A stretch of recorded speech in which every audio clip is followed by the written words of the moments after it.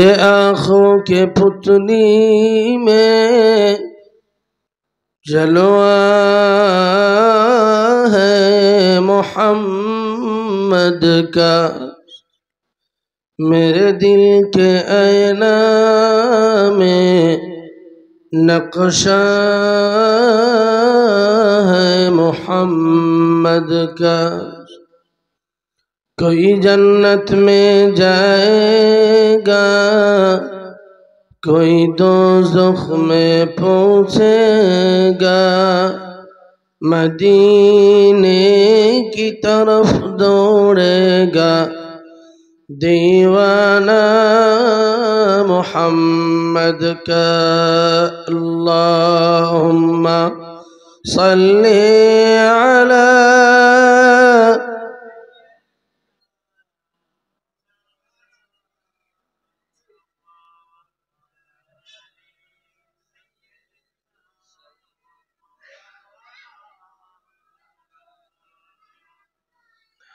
غلام محمد ہوں میں، کیا ڈر ہے مجھ کو، غلام میں ان کی گزارا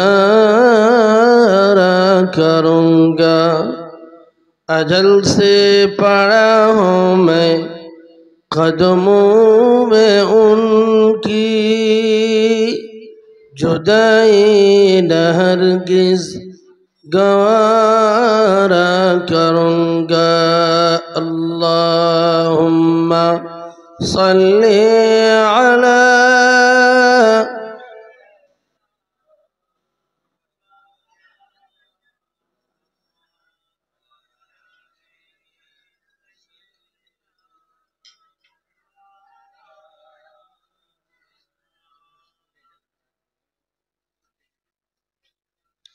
أما بعد، فقد قال الله تعالى في كلامه المجيد: أعوذ بالله من الشيطان الرجيم، إن الله لا يغفر أن يشرك به ويغفر ما دون ذلك لمن يشاء.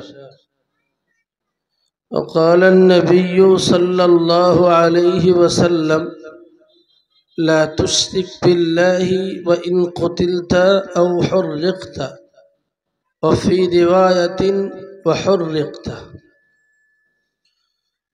أو كما قال عليه الصلاة والسلام. صدق الله العظيم وصدق رسوله النبي الكريم، ونحن على ذلك من الشاهدين والشاكرين، الحمد لله رب العالمين. সম্মানীয় আজকের এই মাদ্রাসার ইসালে সওয়াব মাহফিলের মহামান্য সঞ্চালক, মহাসম্মানীয় আমন্ত্রিত উলামায়ে কেরাম, বিশেষত সদ্য বিদায় নেওয়া আমাদের সকলের প্রিয় ভাজন আলহাজ মাওলানা মুফতি রজব আলী সাহেব হুজুর, সামনে উপবিষ্ট বিভিন্ন বয়সের বিভিন্ন স্তরের সুধী গুণীজন, পর্দার অন্তরালে দূরে অবস্থিতা মাইকের আওয়াজ শুনতে পাওয়া মা ও বোনেরা, শ্রেণী বিশেষে সকলের প্রতি অন্তরের অন্তরস্থল থেকে শুভেচ্ছা, মোবারকবাদ ও স্নেহাশিস জানিয়ে সংক্ষিপ্ত সময়ে কিছু কথা বলবার লক্ষ্যে আপনাদের কাছে কোরআন এবং হাদিস থেকে একটি আয়াত, একটি হাদিসে কারিমা পাঠ করেছি। সংক্ষিপ্ত সময়ে এর উপরে কিছু কথা আলোকপাত করবার নিয়ত রাখছি। দূরে দারাজে যারা আছেন, দাঁড়িয়ে যারা আছেন, আমি আপনাদের সকলের কাছে নিবেদন করছি বসবার জন্য। কিসের আওয়াজ এটা?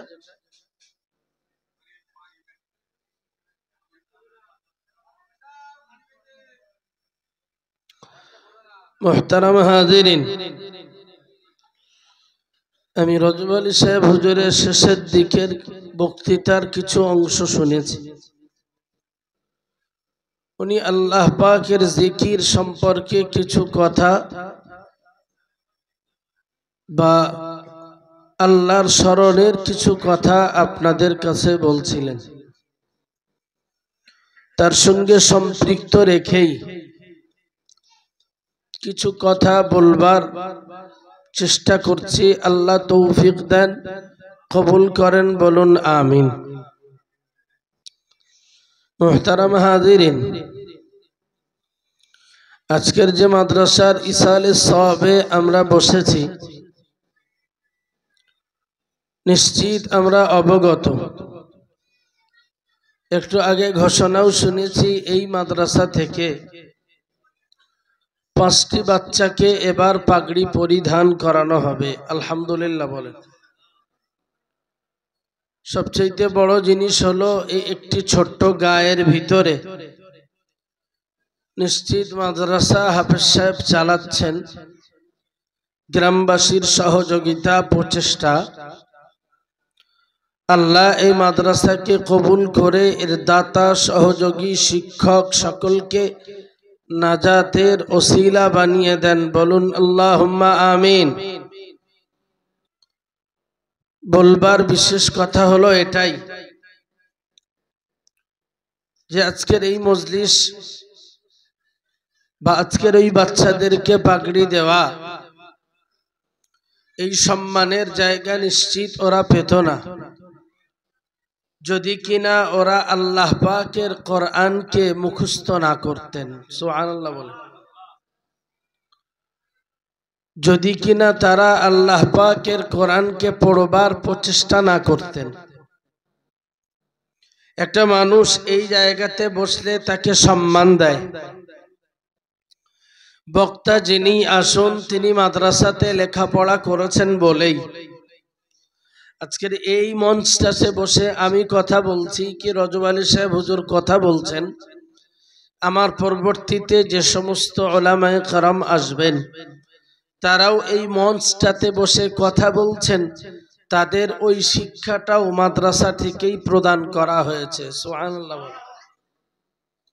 মূল জিনিসটা আগে বুঝতে হবে যে কেউ এক চান্সে এই জায়গাতে বসতেও পারে না, আর মানুষ এক চান্সে কাউকে সম্মানের জায়গাতে বসায় না, বরং এ সম্মান দেয় তো আল্লাহ পাকই দেন।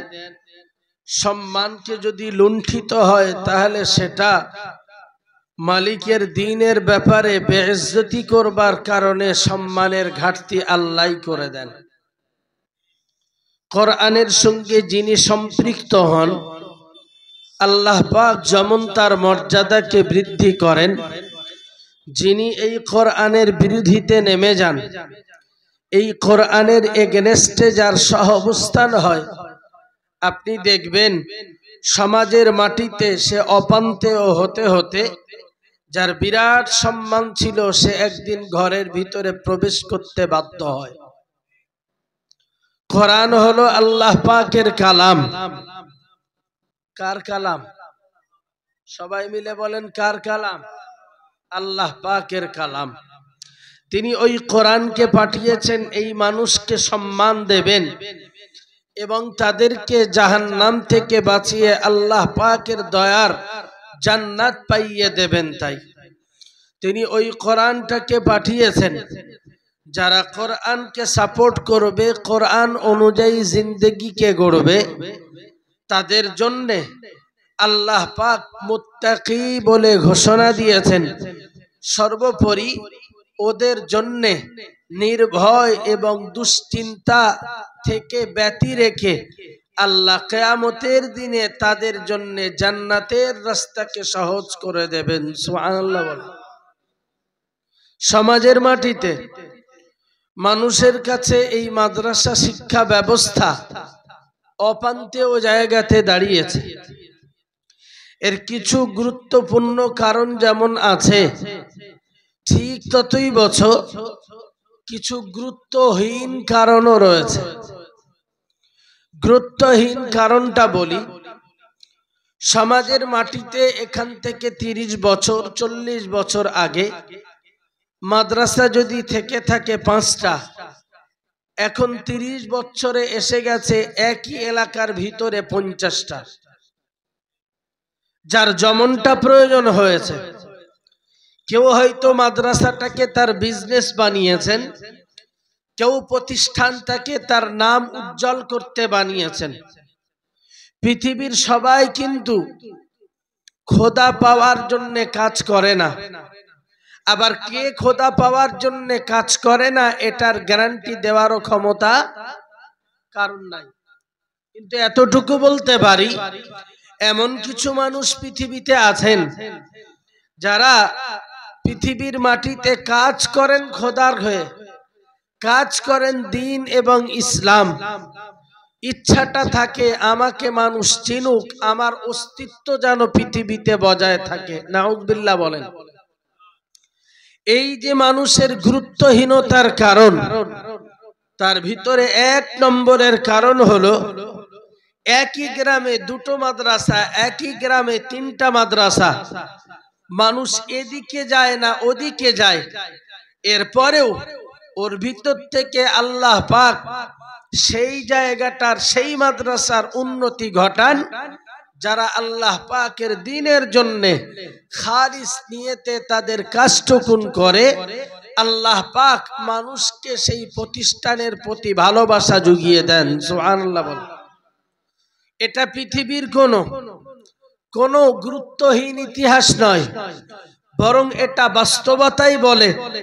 মানুষের গুরুত্বহীনতার কারণ হলো উল্লেখযোগ্য, সেটি হলো এই যে অযাচিতভাবে অগণিত মাদ্রাসাকে তৈরি করে সমাজের মাটি থেকে ইলম শিক্ষাটাকে হ্রাস করবার লক্ষ্যে, নিজের পেট পূজা আর ব্যবসা বাণিজ্যের লক্ষ্যে যারা প্রতিষ্ঠানগুলি করেছে, এদের জন্যই সমাজের মাটিতে দায়িত্ব নিয়ে যারা প্রতিষ্ঠানগুলো চালাচ্ছেন, তাদেরকেও কখনো রোষানলের মুখে পড়তে হয়। ঠিক বলছি তো নাকি? এই জিনিস কখনো আল্লাহ পাক যেমন বরদাস্ত করেন না, সর্বোপরি মানুষ দিগকে তার প্রতি মোহাব্বত জুগিয়ে দেন না। এটি নাম্বার 1 কারণ। আরো কিছু উল্লেখযোগ্য কারণ থাকতে পারে। আরেকটি গুরুত্বহীনতার কারণ হলো যারা ব্যবসা বাণিজ্যের তাগিদে মাদ্রাসা চালায়, আবার যারা ইসলামের পক্ষে দাঁড়িয়েও মাদ্রাসা চালান। হয়তো একটা কালেক্টর তৈরি করেছেন, 10-20টা কালেক্টর দিয়ে মাদ্রাসার কালেকশন করা, যে সারাদিনে যা কালেকশন করবে 500 টাকা তোমার, বাকি টাকাটা মাদ্রাসার। বুঝতেছেন নাকি? বাকি টাকা 500 টাকা তোমার, বাকি টাকা মাদ্রাসার। কখনো ধরাও পড়ে এই কালেকশন করতে করতে, যে কি ধরা পড়ে এটাই যে মাদ্রাসা নেই অথচ কালেকশন চালিয়ে যাচ্ছে। সমাজের এক শ্রেণীর শিক্ষিত মানুষ এইগুলিকে সঠিকভাবে নেন না, বরং তারা হাফাজে কেরাম যারা, উলামায়ে কেরাম যারা দায়িত্ব নিয়ে মাদ্রাসা যারা চালায়, তাদের ব্যাপারে না বুঝেও কখনো এমন কথা তারা উল্লেখ করেন যে এরা মাদ্রাসা করেছে শুধু নিজেদের অস্তিত্ব বাড়াতে আর নিজেদের যশ খ্যাতি তৈরি করতে। এ কথাটা মনে করুন একবারও ভুল নয়, কারণ যারা নিজেদের প্রভাব প্রতিপত্তি বিস্তার করতে মাদ্রাসাটি করেছেন, কালেক্টর দিয়ে কালেকশন করাতে যেয়ে এই মাদ্রাসাগুলিকে ক্ষতির মুখে ঠেলে দিয়েছেন। আরে প্রতিষ্ঠান তো দ্বীনের জন্য করা, তাহলে কালেক্টর যে 500 টাকা নিচ্ছে না 600 টাকা নিচ্ছে বুঝবো কিভাবে? বিল মাদ্রাসার থেকে দিল 5টা, ও পেরেসে যোগাযোগ করলো, আমি তোমার প্রত্যেকটার বিনিময়ে 50 টাকা দেবো, তুমি আলাদা করে আমারও একটু বিল চাপিয়ে দাও। ও কিছু টাকা এতে তুললো, কিছু ওতেও তুললো, এদিকে 500 টাকা হলো, আর ওদিকে দেখা গেল ওর খাতা পূর্ণ হচ্ছে। সম্ভব কি সম্ভব নয়? ঠিক এই পরিস্থিতির কারণে এই মাদ্রাসাগুলি, ভালো প্রতিষ্ঠানগুলি রোষানলের মুখে পড়ে। আর বলবো না, গুরুত্বের কারণটাকে বলি। সেটি হলো এই মাদ্রাসা শিক্ষা ব্যবস্থা যদি পৃথিবীতে বেঁচে থাকে, সমাজের মাটিতে আল্লাহ বলবার মতো যে লোক দেখছেন, সমাজের মাটিতে কিছু দাড়িওয়ালা টুপিওয়ালা দেখছেন, বসিরহাট হুজুর কিবলা রাহমাতুল্লাহ আলাইহি এখান থেকে 70 থেকে 80 বছর আগে বসিরহাট আমিনিয়া মাদ্রাসা প্রতিষ্ঠিত করেছিলেন। বহু পরে অনেক মাদ্রাসা হয়েছে। পানিগোপড়া হাফেজ সাহেব হুজুর কিবলা এখান থেকে 40 থেকে 45 বছর কি কম বেশি আরো আগে মাদ্রাসা প্রতিষ্ঠা করেছিলেন। সেই যে ধরে এমন হাফেজ আলেম তারা তৈরি হয়েছে সমাজের মাটিতে দ্বীনের বাণীটাকে পৌঁছে দিয়ে, দ্বীনের বাণীকে মানুষের মাঝে প্রচার করে দিয়ে, মানুষগুলিকে শরিয়াত থেকে বিচ্যুত না করে তাদের ভিতরে শরিয়াতের জ্ঞানকে ঢুকিয়ে দিয়ে আজও সমাজের মাটিতে টুপিওয়ালা দাড়িওয়ালা যদি থেকে থাকে, এগুলি শিক্ষা প্রতিষ্ঠান থাকবার অবদান। সুবহানাল্লাহ। আর একটু মহব্বত ভুল করলে হবে না, বরং সমাজের মাটিতে গুরুত্বহীন ভাবে মাদ্রাসাকে দেখা হয় এই কারণে যে মাদ্রাসা শিক্ষা ব্যবস্থা যারা গ্রহণ করে এরা হয় ইমামতি করে, নাই মঞ্চে ওঠে, নাই এদের কাজ হয় মাদ্রাসায় পড়ানো, এরা আর কিছু করতে পারে না। হ্যাঁ ঠিক, আমি এটাও বলি ওরা সরকারি জায়গাতে চাকরি পাবে না, বরং সরকারি জায়গাতে যে শিক্ষা দেওয়া হয় ওই শিক্ষা পেয়ে টাকা হাতে পড়লে দাড়িকে ছেটে দিয়ে ছোট জামা পরতে স্টার্ট করে। আর যারা কষ্ট করে মাদ্রাসায় পড়ে কোরআন শেখে, কষ্ট করে মাদ্রাসায় পড়ে ইমামতির জায়গাতে দাঁড়ায়, ওদের দ্বারাতে কিছু মানুষ তাদের ঈমানকে প্রজ্বলিত করতে পারে। ওতে পড়লে নাস্তিক তৈরি হয়, ওতে থাকলে নবীর আদর্শকে জ্বলন জ্বেলে দেয়, ওতে থাকলে নবীর আদর্শকে মিটিয়ে দেয়। এই মাদ্রাসাগুলি সরকারের গোলামি না করলেও নিশ্চিত তারা দুনিয়াতে আল্লাহ পাকের গোলামিত্বের জায়গাতে দাঁড়িয়ে থাকে। আপনি ভাববেন না মাদ্রাসা শিক্ষা ব্যবস্থাগুলি বেকার। সমাজের মাটিতে কিছু মানুষ যদি আজও নামাজ পড়ে থাকে, কিছু মানুষের ভিতরে যদি পীর ওলি আউলিয়াদের মোহাব্বত থেকে থাকে, সমাজের মাটিতে যদি হারাম থেকে বেঁচে থাকবার কিছু মানুষ থাকে, সমাজের মাটিতে যদি কিছু মানুষের এই চিন্তাধারা থাকে যে সমাজের মাটিতে শিরক গিজগিজ করছিল, যে সমাজের মাটিতে মানুষ ঈমান লুটবার চিন্তাতে তারা মানুষের জীবনগুলিকে ওষ্ঠাগত করছিল, সমাজের মাটিতে দাঁড়িয়ে যারা মানুষকে কলঙ্ক লেপন করছিল, বসিরহাট হুজুর কিবলা রাহমাতুল্লাহ আলাইহি এই জাতি এই সমাজকে বাঁচাতে যে, এই জাতকে সঠিক জায়গাতে পৌঁছাতে যে সেদিন তিনি মাদ্রাসা গড়েছিলেন। আজও মাদ্রাসা আছে। গুরুত্বহীনতার কথাগুলিকে বললাম, গুরুত্বের কথাগুলি হলো এটাই, যারা মাদ্রাসা শিক্ষা ব্যবস্থা অর্জন করে ওদের দিলের ভিতরে আল্লাহ পাকের দ্বীনের মুহাব্বত, আল্লাহ পাকের ভয়, জাহান্নামের ভয় যতটুকু প্রবেশ করে, সমাজের মাটিতে যারা সরকারের গোলামি করে ওরা যত পয়সা হাতে পায় তত নাস্তিক তৈরি হয়। আপনি খুঁজে নিয়ে আসুন।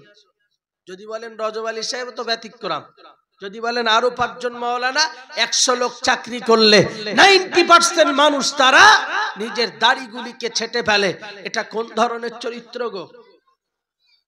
মাদ্রাসা শিক্ষা ব্যবস্থাকে, যে মাদ্রাসা শিক্ষা ব্যবস্থা নিয়ে আজকে বিরাট হইচই, মনে রাখা দরকার এই মাদ্রাসা শিক্ষা ব্যবস্থায় যদি পড়ানো হয় তাহলে খাঁটি কোরআন এবং হাদিস এইখান থেকে শিক্ষা দেওয়া হয়। আর ওই যে মাদ্রাসা শিক্ষা বোর্ড চলছে, হয়তো এই কথা বললে কারোর কষ্ট লাগবে, কেউ আমাকে হয়তো ইন্ডিকেট করতে পারেন, আপত্তি নাই, আপনি সিলেবাসগুলো দেখে আসুন। নামকে অস্তে কোন রকম কোরআন এবং হাদিস রাখা হয়েছে যেগুলো কোন রকম প্রযোজ্য জীবন চলবে না ওদের। আপনি কি ভাবেন যারা আম মানুষ জানে, মনে করে মাদ্রাসা শিক্ষা ব্যবস্থা মানে বিরাট কিছু। সিনিয়র মাদ্রাসাতে এখন যা পড়ানো হয় সে পড়াতো ওদেরকে খারেজি মাদ্রাসায় দিলে, খারেজি মাদ্রাসার ওই যে ছাত্ররা আছে, সত্যি বলছি হয়তো কিছু ছেলে কম বেশি খারেজি মাদ্রাসাতে খারাপ থাকে, থাকে না? থাকে না?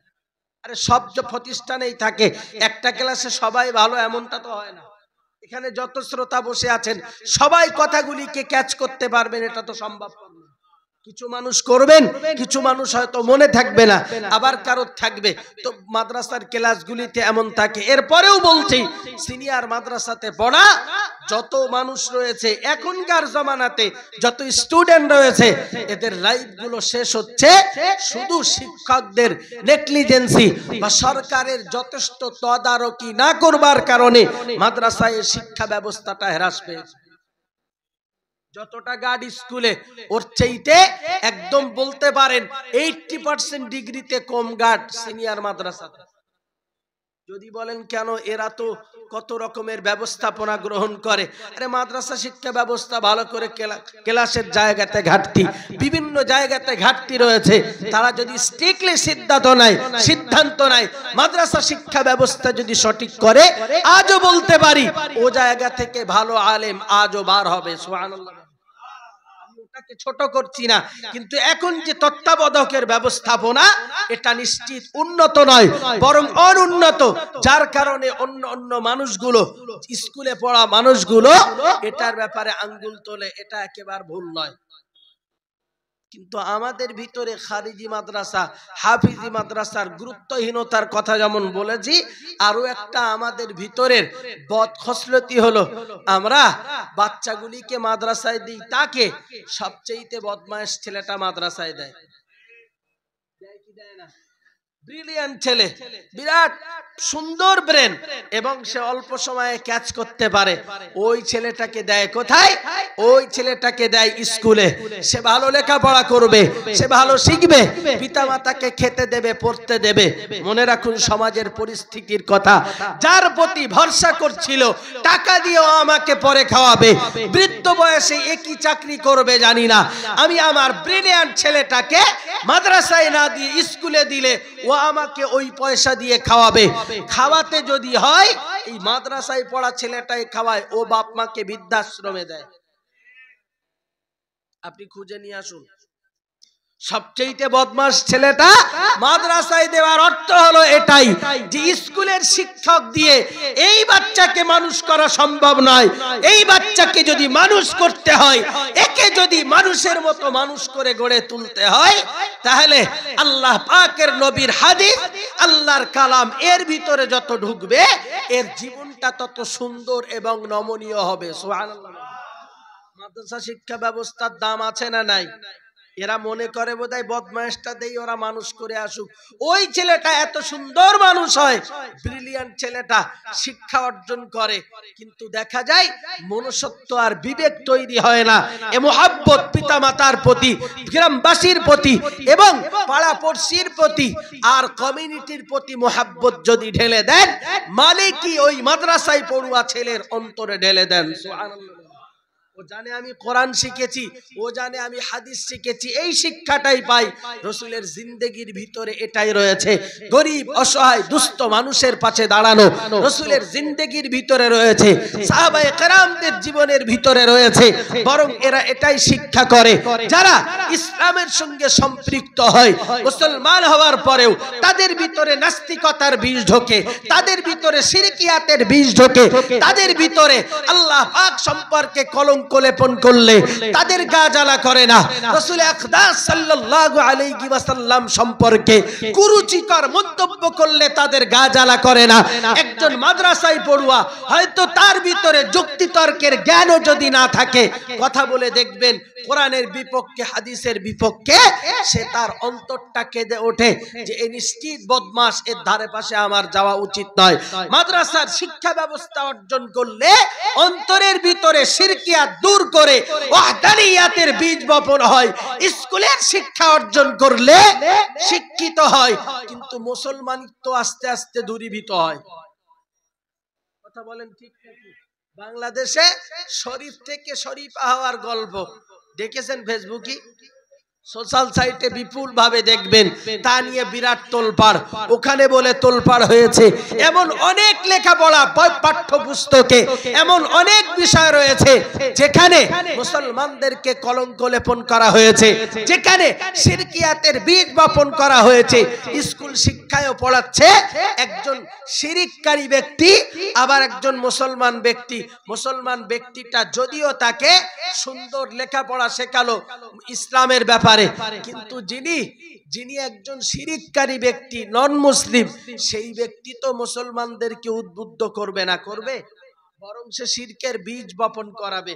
সম্মানীয় হাদিরিন, আপনাকে মনে রাখতে হবে, ভারতবর্ষের মাটিতে এই যুগে এসেও এখনো পড়তে হয় ঔরঙ্গজেবের মতো একজন এত বড় খোদাভীরু ব্যক্তিত্ব, ঔরঙ্গজেবের মতো একজন কোরআনের হাফেজ মানুষ, একজন যোগ্য আলেম মানুষ, যিনি ভারতবর্ষকে শাসন করেছেন মুঘল আমলে। তার সময়ে যত সম্পত্তি জোগাড় করেছেন, আজ পর্যন্ত ভারতবর্ষ অত সম্পত্তির মালিক কখনো হয় নাই। আর একটু মোহাব্বত করে বলেন, সেই ঔরঙ্গজেবের নামে লেখা হয়েছে, যিনি একজন কোরআনের হাফেজ। আজকের যে ফতোয়ায়ে আলমগীরি উলামায়ে কিরামকে পড়তে হয়, সেই ফতোয়ায়ে আলমগীরির ব্যাপার লেখক বা 700 আলেমের স্ট্যাম্পকৃত, ওটি ঔরঙ্গজেবের জামানাতে লিপিবদ্ধ করা হয়েছে। সেই মানুষটির নামে লিখেছেন পাঠ্যপুস্তকে কি, যে ভারতবর্ষ থেকে মোগল চলে যে ইংরেজ শাসন এজন্যই এসেছে যে অন্ধ ঔরঙ্গজেবের ধর্মটাকে বেশি উস্কানি দেওয়ার কারণে। নাউযুবিল্লাহ। আর একটু জোর করে বলেন। এই শতকে এসে আমরা দেখছি যেখানে মুসলিমকে ডিভাইড করা হচ্ছে, যেখানে ডিভাইড করা হচ্ছে হিন্দু ধর্মকে, খ্রিস্টান ধর্মকে, ইহুদি ধর্মকে, হিন্দুত্ববাদীকে যেখানে প্রমাণ করানো হচ্ছে ভারতবর্ষে সব ধর্মের মানুষ সহাবস্থান থাকবে। ঔরঙ্গজেবের জমানাতে এমন জিনিস তো দেখা যায়নি। হিন্দু মুসলিমকে ডিভাইড করে অত্যাচার করা হয়েছে।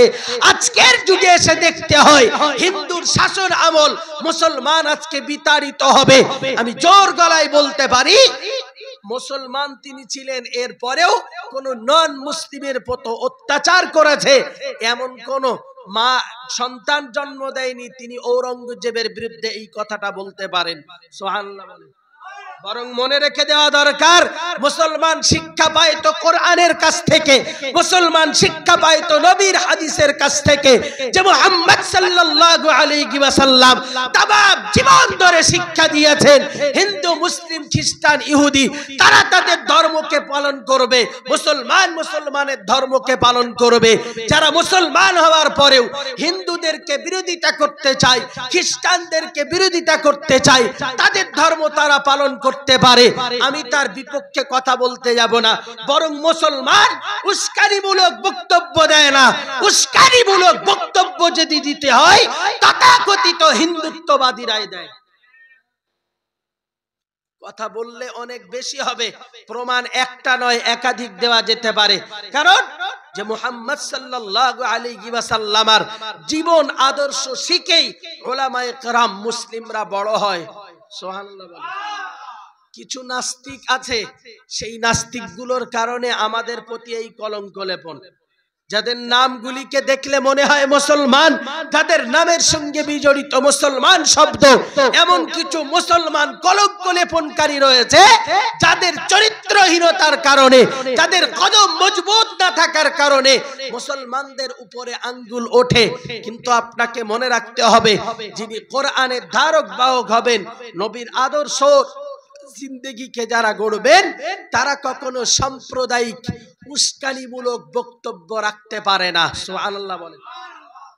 আমি একটাও বলেছি তেমন কথা বলি নাই, বরং মুসলমানদের জীবনের প্রমাণ রয়েছে, ইতিহাস রয়েছে। এটাই গোটা পৃথিবীর মাটিতে শান্তি আর সম্প্রীতি যদি প্রতিষ্ঠা করতে হয়, মুহাম্মদ সাল্লাল্লাহু আলাইহি ওয়াসাল্লামের অনুসারীরাই করে গেছেন। সুবহানাল্লাহ বলেন। আমি এমন শিক্ষা পাইনি যে শিক্ষার কারণে তুমি আমাকে গালিগালাজ করবে, অত্যাচার করবে, আমার ব্যক্তিগত সম্পত্তির উপরে হস্তক্ষেপ করবে, তোমার জন্য আমার কোনো কথা থাকবে না। জানবো আমি মাজলুম, আমি অত্যাচারী, স্বীকার করে নেব। কিন্তু ইমানদার হিসাবে দায়িত্বহীন ভাষায় বলতে পারি, যতদিন পর্যন্ত দেহের ভিতরে ঈমান থাকবে, যতদিন পর্যন্ত দেহের ভিতরে শ্বাস প্রশ্বাস থাকবে, ততদিন পর্যন্ত পৃথিবীর মাটিতে কোরআন বিরোধী কার্যক্রম করলে, হাদিস বিরোধী কার্যক্রম করলে, আল্লাহ পাক সম্পর্কে কোনো কুরুচিকর মন্তব্য করলে মুসলমান কখনো চুপ করে বসে থাকবে না ইনশাআল্লাহ। জোরে বলেন ইনশাআল্লাহ। এটাকে সবাইকে মনে রাখা দরকার। আবার বলছি, এই শিক্ষা যদি পেতে হয়, সে শিক্ষা মানুষ পায় কোরআনের আদর্শ থেকে। সুবহানাল্লাহ। সম্মানীয় হাজিরিন, আমি হুজুরের বক্তৃতার সঙ্গে একটু জুড়েই বলি, ওই কথাকেই তিনি স্মরণ করাচ্ছিলেন, রবের ওই কথাকে, যে জিকির কাকে বলে বা স্মরণ কাকে বলে, যে যত বেশি আল্লাহ পাকের, যে যত বেশি শিরিক থেকে দূরে থাকে, আল্লাহ পাকের মুহাব্বত যার ভিতরে যত থাকে, সে তত বেশি আল্লাহ পাকের স্মরণ করে। সুবহানাল্লাহ। আরেকটু মুহাব্বত করে বলেন। কিন্তু দেখুন সমাজের মাটিতে যারা কোরআন থেকে দূরে, যারা হাদিস থেকে দূরে, ওদের দ্বারাতে এই সুন্দর শব্দ উচ্চারিত হয় না। হয় আপনি ঘুরে আসুন, যে খুঁজে আসুন যে কাদের দ্বারাতে সবচেয়ে বেশি আল্লাহ পাকের এই বিষয়কে উচ্চারিত হচ্ছে। শুনছেন নাকি? মনে রাখুন, আল্লাহ পাকের কোরআন জানিয়েছে, আল্লাহ পাক রব্বুল আলামিনের কোরআন জানিয়েছে, ওগো দুনিয়ার মানুষ তোমরা মনে রাখো, আমি আল্লাহ পাক রব্বুল আলামিন তোমাদের জন্য জানিয়ে দিলাম, এ কোরআন আমি আল্লাহ নাযিল করেছি, এ কোরআন আমি আল্লাহ পৃথিবীর মাটিতে নাযিল করেছি। সেটা হলো এটাই, শাহরু রমাদান আল্লাযী উনজিলা ফীহিল কোরআন। আল্লাহ পাক রব্বুল আলামিনের কোরআন জানিয়েছে, ও দুনিয়ার মানুষ তোমরা মনে রাখো, শাহরু রমাদান আল্লাযী উনজিলা ফীহিল কোরআন, এ কোরআন আমি রমাদান মাসে নাযিল করেছি। সুবহানাল্লাহ। আরেকটু সবাই মিলে বলেন। পরের অংশে কোরআন আবার জানিয়েছে, হুদাল লিন্নাস, ও দুনিয়ার মানুষ তোমরা মনে রাখো, মানুষকে হেদায়েত দেখানোর, হেদায়েত দেওয়ার জন্য, মানুষকে সঠিক পথ প্রদর্শন করবার জন্য, মানুষগুলিকে দ্বীনের পথে ফেরানোর জন্য, জাহান্নাম থেকে বাঁচিয়ে আল্লাহ পাকের জান্নাত তাদেরকে পাইয়ে দেওয়ার জন্য আমি আল্লাহ পাক রব্বুল আলামিন এই কোরআনকে নাযিল করেছি। অবাইয়িনাতিম মিনাল হুদা ওয়াল ফুরকান। আল্লাহ পাক রব্বুল আলামিনের কোরআন জানিয়েছে, ওয়াবাইয়িনাত, এর ভিতরে আমি দলিল সহ পেশ করেছি, ওয়াবাইয়িনাতিম মিনাল হুদা ওয়াল ফুরকান। আর আমি আল্লাহ পাক রব্বুল আলামিন এই ফুরকানকে আমি আল্লাহ নাযিল করেছি। এর অর্থ হলো এটাই, পৃথিবীর মাটিতে তাগুত শক্তিকে মিটিয়ে দিয়ে, ইবলিসের শক্তিকে মিটিয়ে দিয়ে, কুফরি মতবাদকে মিটিয়ে দিয়ে, শিরকি মতবাদকে মিটিয়ে দিয়ে আমি আল্লাহ পাক রব্বুল আলামিন মানুষের অন্তরের ভিতরে আল্লাহ পাকের ওয়াহদানিয়াতকে প্রবেশ করানোর জন্য, তার অন্তরের ভিতরে ওয়াহদানিয়াতকে প্রতিষ্ঠা করবার জন্য আমি আল্লাহ পাক রব্বুল আলামিন এই কোরআনটাকে মানুষের মাঝে নাযিল করে দিয়েছি। একবার জোরে সুরে বলুন সুবহানাল্লাহ। এটি উদ্দেশ্য আমার, যে এর ভিতরে এই দুইটিকে ডিভাইড করা। এমনটা নয় যে কোরআন শুধু দিয়েছি মানুষ পড়বে অতটুকুই যথেষ্ট। যদি এটাই হতো তাহলে তো আমাকে মনে রাখা দরকার, আল্লাহ পাক রব্বুল আলামিনের নবীর উপরে কোরআন যখন নাজিল হয়েছে, মক্কার বেঈমান বেদিন ধর্মহারারা দয়াল নবী মুহাম্মদুর রাসূলুল্লাহ সাল্লাল্লাহু আলাইহি ওয়াসাল্লামকে বিরোধিতা করতে শুরু করেছে। আল্লাহর বান্দা বান্দি মনে রাখা দরকার, আমার বলবার বিষয়বস্তু হলো এটাই, ঈমানদার যেমন কোরআনুল কারীম তেলাওয়াত করতে পারে, তারা তো সবাই আরবি ভাষী, যদি ঈমান না থাকবার কারণে ওয়াহদানিয়াতের বীজ যদি অন্তরের ভিতরে না থাকে, ও কোরআন পড়া তো তাদের জন্য ফায়দা দেবে না। ও কোরআন যদিও তারা পড়তে পারে, সে কোরআন তাদের জন্য ফায়দা দেবে না। আল্লাহ পাক রব্বুল আলামিন ওই কোরআনকে নাযিল করে গোটা পৃথিবীর মানুষ দিগকে জানিয়েছেন, ও আমার বান্দা বান্দি তোমরা মনে রাখো, বিসমিল্লাহির রহমানির রহিম, আলিফ লাম মিম, যালিকাল কিতাবু লা রাইবা ফীহি হুদাল লিল মুত্তাকিন। আল্লাহ পাক রব্বুল আলামিনের কোরআন জানিয়েছে, ও দুনিয়ার মানুষ তোমরা মনে রাখো, ওই আলিফ যালিকাল কিতাব, এটা হলো ওই কিতাবকে তোমরা মনে রাখো, লা রাইবা ফীহি, এই কোরআনকে আমি আল্লাহ নাযিল করেছি, এর ভিতরে সন্দেহ তো দূরের কথা, এর ভিতরে সন্দেহের অবকাশ তো দূরের কথা, সন্দেহের লেশটুকু এর ভিতরে নাই। একবার জোরে বলুন সুবহানাল্লাহ। আল্লাহর বান্দা বান্দি মনে রাখা দরকার, পরের অংশে আল্লাহ পাকের কোরআন জানিয়েছে হুদাল লিল মুত্তাকিন, মুত্তাকি যারা, ঈমানদার বান্দা যারা, খোদাবিরু বান্দা যারা, আমি আল্লাহ পাক রব্বুল আলামিন এদেরকে হেদায়েতের পথে প্রজ্বলিত করবার জন্য, এদের অন্তরের ভিতরে হেদায়েতকে প্রতিষ্ঠিত করবার জন্য আমি আল্লাহ এদের সৃষ্টিকর্তা, আমি রবি এদের সৃষ্টি করেছি। এদের জীবনের সবকিছু আমি মাহবুদের দেওয়া, কিছুই ছিল না। কোরআন ওটাই জানিয়েছে, আমার বান্দা বান্দি তোমরা মনে রাখো, লাম ইয়াকুন শাইআম মাযকুরা, তুমি তো কোনো উল্লেখিত বা উল্লেখযোগ্য স্মরণ করবার মতো কোনো বস্তুই তুমি ছিলে না, বরং তোমার কোনো অস্তিত্ব ছিল না। আমি আল্লাহ তোমার অস্তিত্বকে প্রদান করেছি। আল্লাহ পাক রব্বুল আলামিন ওটাই বুঝিয়েছেন, গোটা পৃথিবীর একচ্ছত্র আধিপত্যের মালিক যখন আমি আল্লাহ, এরা আমার কাছ থেকে রুজি পায়। এদের ইজ্জত আর বেইজ্জতের মালিক যখন আমি আল্লাহ, এদের রোগ দেওয়া এবং সুস্থতা এবং অসুস্থতার মালিক যখন আমি আল্লাহ, এদের সব কিছু যখন আমার হাতে অর্পিত আছে, তাহলে আমার ওয়াহদানিয়াতকে ওদের অন্তরের ভিতরে প্রতিষ্ঠিত করবার জন্য আমি আল্লাহ পাক রব্বুল আলামিন এই কোরআনকে নাযিল করে দিয়েছি। কোরআনের একাধিক আয়াতে ওই কথাকে বলেছেন যে আল্লাহ পাক ওদেরকে এই কারণে এই কোরআনের জ্ঞান দিয়েছেন, যাতে করে ভিতর থেকে অন্ধকারটা দূরীভূত হয়। রাসূল করিম সাল্লাল্লাহু আলাইহি ওয়াসাল্লাম আর সাহাবায়ে কেরামদের জীবন যদি লক্ষ্য করি, আল্লাহ পাক নবী মুহাম্মদুর রাসূলুল্লাহ সাল্লাল্লাহু আলাইহি ওয়াসাল্লাম যখন তিনি এসেছেন, আর আসবার পরে 40 বছরের নবুয়ত যখন তিনি পেয়েছেন, টোটাল এলাকাটি তখন কুফরি মতবাদে ভরপুর। মুহাম্মদুর রাসূলুল্লাহ সাল্লাল্লাহু আলাইহি ওয়াসাল্লাম ওই কোরআন দ্বারা সে মানুষের অন্তরাত্মাকে পরিশুদ্ধ করেছেন, তাদের অন্তরাত্মাকে দূরীভূত করেছেন। আল্লাহ পাক রব্বুল আলামিনের কোরআন জানিয়েছে, ও দুনিয়ার মানুষ তোমরা মনে রেখে দাও, আমি আল্লাহ পাক রব্বুল আলামিন তোমার মালিক, লা ইলাহা ইল্লা আনা ফাবুদনি। এই আয়াত রজব আলী সাহেব হুজুর পড়ছিলেন, লা ইলাহা ইল্লা আনা, আমি ছাড়া কোনো মাবুদ তোমাদের নাই, ফাবুদনি, তোমরা আমার ইবাদত করো, ওয়াকিমিস সালাতা লিযিকরি, আর তুমি এই নামাজের ভিতরে দাঁড়িয়ে আমি রবের স্মরণ তুমি জারি রাখো। একবার জোরে বলুন সুবহানাল্লাহ।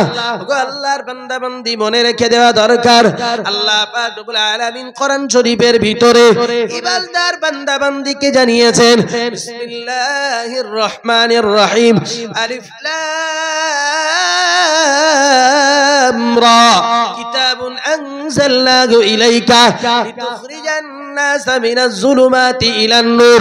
আল্লাহ পাক রব্বুল আলামিনের কোরআন জানিয়েছে, ও দুনিয়ার মানুষ তোমরা মনে রাখো, এই কিতাব আমি আল্লাহ নাযিল করেছি, কিতাবুন আনজালনাহু ইলাইকা, তোমাদের উপরে আমি এই কোরআনকে নাযিল করেছি, লিতুখরিজান নাস, যাতে করে মানুষ দিগকে বার করে নিতে পারি, মানুষ দিকের ভিতর থেকে দূরীভূত করতে পারি, মানুষের ভিতরে তাগুত যে শক্তি রয়েছে, শিরকি যে শক্তি তাদের ভিতরে প্রবেশ করেছে, মুশরিক শিরিক যে শক্তি, কুফরি মতবাদ যে ওদের ভিতরে প্রবেশ করেছে, আমি আল্লাহ পাক রব্বুল আলামিন তাদের ভিতর থেকে ওই অন্ধকারটাকে দূরীভূত করে তাদের ভিতরে যে আল্লাহ পাক সম্পর্কে কোনো জ্ঞান নাই, আর ভিতরটা পাপে পাপে অন্ধকার হয়ে গেছে, ওদের ভিতরটা কালিমা যুক্ত হয়েছে।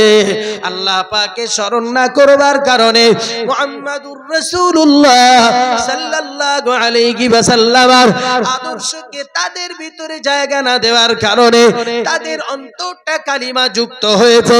আমি আল্লাহ পাক রব্বুল আলামিন কিতাবুন আনজালনাহু ইলাইকা, এই কোরআন তোমাদের কাছে নাযিল করেছি, লিতুখরিজান নাসা মিনাজ যুলুমাতি ইলান নূর, গোটা পৃথিবীতে মানুষ যারা ঈমানওয়ালা, যারা ঈমান গ্রহণ করবে, তাদের জন্য তাদের অন্তরের ভিতরে আল্লাহ পাক অন্ধকারটাকে দূরীভূত করে আলোর নূর এই কোরআন দ্বারাতে তাদের অন্তরে প্রজ্বলিত করে দেবেন। আর একটু সবাই মিলে বলেন। কোরআনটা দেওয়া হয়েছে শুধু এই নয় যে কোরআন পড়বো আর শুধু নিজেদের ফায়দাগুলি তুলবো, এজন্য কোরআন নয়, নিজেদের ফায়দার জন্য নয়, বরং কোরআন যে যত পড়ে আল্লাহ তার অন্তরটাকে তত বেশি প্রজ্বলিত করেন। সুবহানাল্লাহ।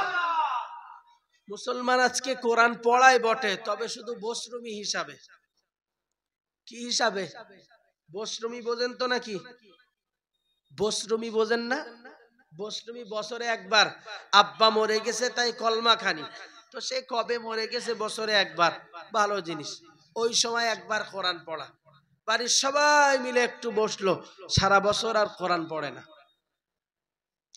যে কোরআন আল্লাহ মানুষের অন্তরের হেদায়েত দেওয়ার জন্য নাযিল করেছেন, তাদেরকে মুত্তাকি বানাতে, পরেজগার খোদাভীরু বানাতে, যে কোরআন আল্লাহ মানুষের ভিতরে নাযিল করেছেন, সেই কোরআনটাকে আমরা গ্রহণ করলাম শুধুমাত্র কিরাত পড়বার জন্য, সেই কোরআনটাকে আমরা গ্রহণ করলাম শুধুমাত্র সিনার ভিতরে রাখবার জন্য, সেই কোরআনটাকে আমরা শুধু গ্রহণ করলাম সবে মাহে শাবানে, সবে বরাতের সময়ে পড়বার জন্য, সেই কোরআনটাকে আমরা গ্রহণ করলাম বাড়ি যখন উদ্বোধন হবে ওই কোরআনটাকে পড়বার জন্য। আমি ওই কোরআনটাকে গ্রহণ করলাম আমার পরিবারের কেউ মারা গেলে সারা জীবন সে কোরআন শুনে নাই, সারা জীবন সে কোরআনুল কারীম তেলাওয়াত করে নাই, সারা জীবন সে কখনো কোরআনটাকে চোখে দেখে নাই, কোরআনকে স্পর্শ করে নাই। আল্লাহর বান্দা বান্দি মনে রেখে দেওয়া দরকার, সারা জীবন কোরআন সে স্পর্শ করে না, অথচ তার ইন্তেকালের বাদে তাকে কোরআন শোনানোর জন্য সবাই মিলে প্রচেষ্টা চালায়। আবার কেটা বলবানি দেখেছ তো, এর গা শুধু অবস্থাই হলো এই কোরআনটাকে মিটিয়ে দেওয়া। আমি কি তাই বললাম মনে হচ্ছে? আমি একজন ব্যক্তিকে কবর দিচ্ছি, কবরে শোয়াচ্ছি, বিসমিল্লাহি ওয়া আলা, জোর করে বলেন, বিসমিল্লাহি ওয়া আলা মিল্লাতি রাসূলিল্লাহ। তার মানে কি ভাই? মানেটা কি? যে এই সে শোয়াচ্ছি ওরে, তার মানে কি বলে দিলুম যে আল্লাহ ওরে জান্নাতের ভেতরে সুখকে দিলুম, এরকম একটা ব্যাপার? শোয়াচ্ছি কি রাসূলুল্লাহর মিল্লাত, রাসূলুল্লাহ দেখানো পথের উপরে। আচ্ছা, যাকে আপনি শোয়াচ্ছেন একবারও ভেবে দেখেছেন যে মুসলমান ছিল বটে, ওর মুসলমানিত্বের কোনো কাম ছিল নাকি? ফেরেশতা যদি ঘুরিয়ে বলে, এই বেঈমান, প্রতারক, তুই যাকে রসুলের মিল্লাতে শোয়াচ্ছিস সারা জীবন রসুলের সুন্নাত কি ওইটাও জানিনি,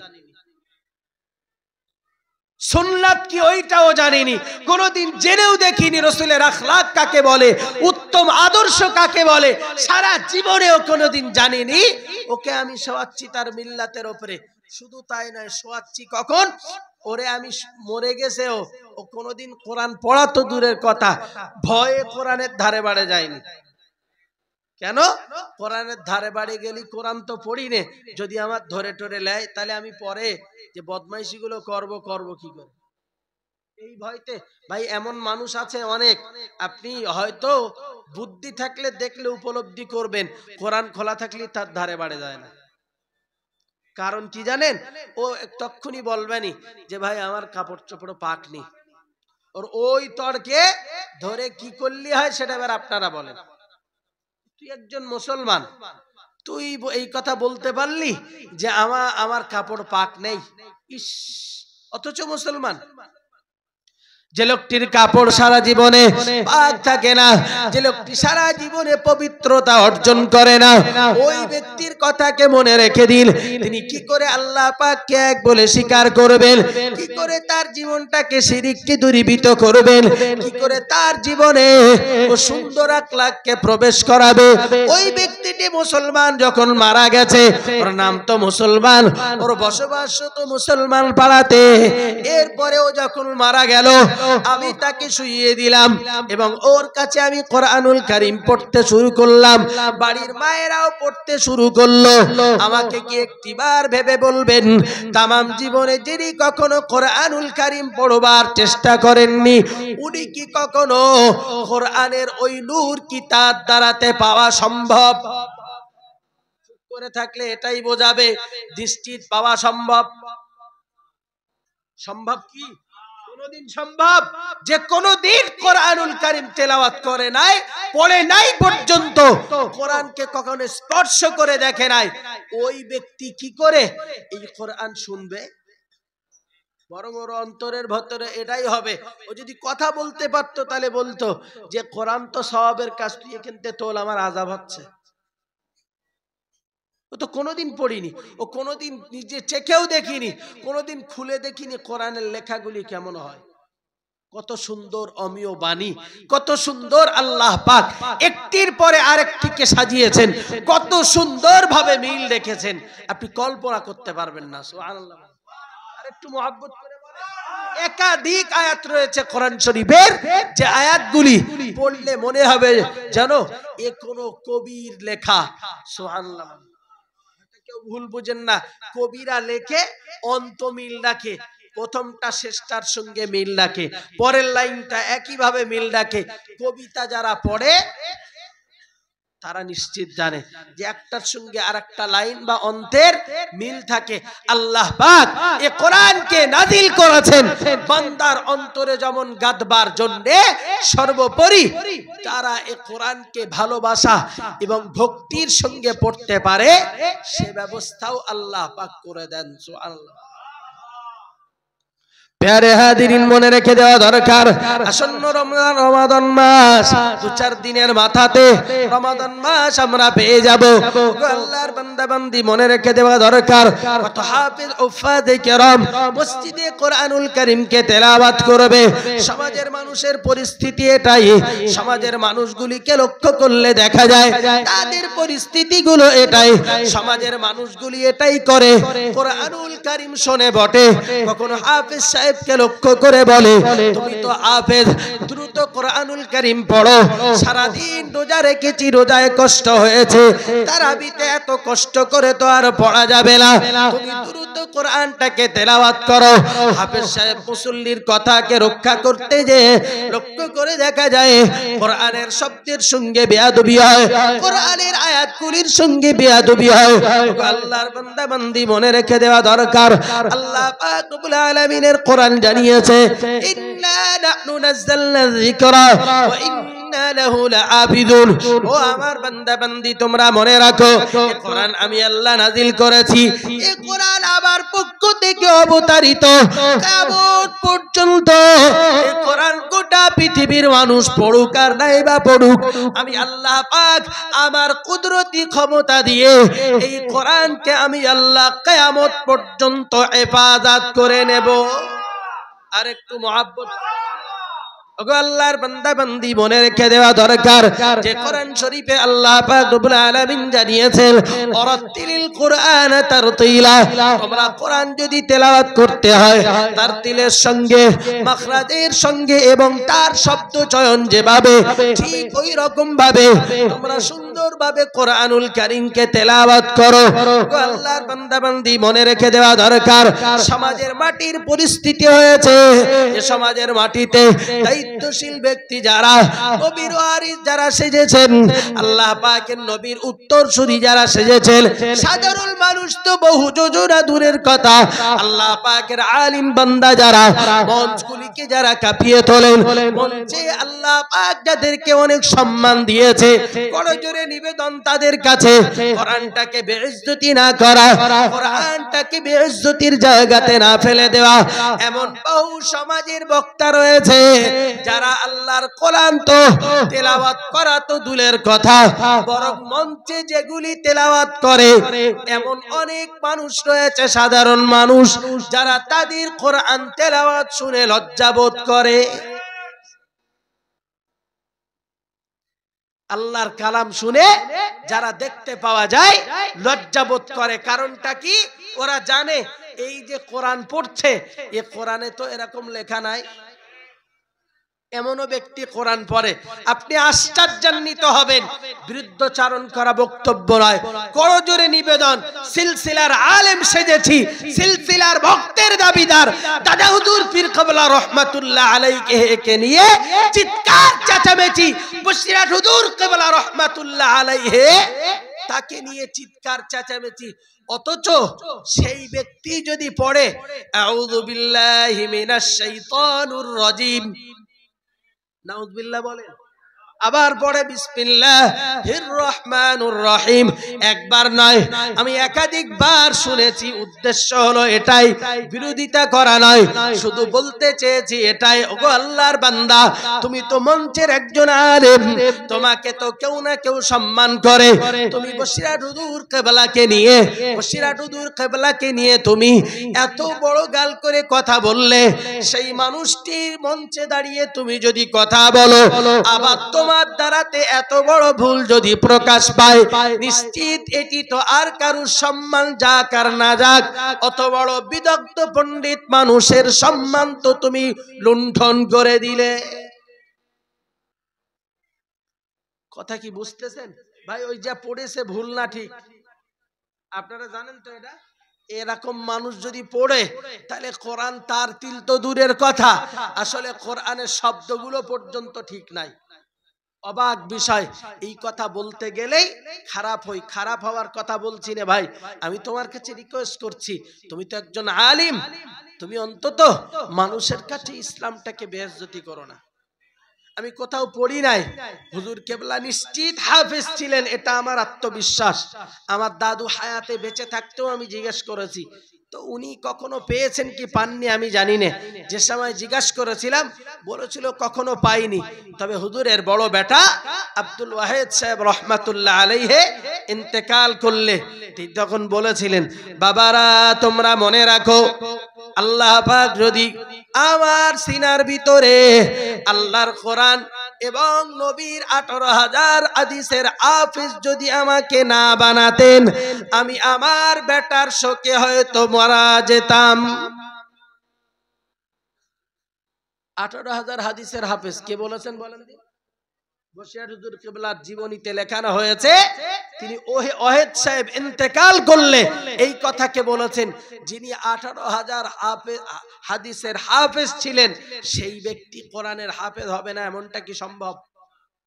বিশ্বাস এটা পড়িনি কোথাও, ওই জন্যে উল্লেখযোগ্য ভাবে বলছি না, এরপরেও বলছি, তিনি কিতাব লিখে রেখে গেছেন ওয়াজ শিক্ষা।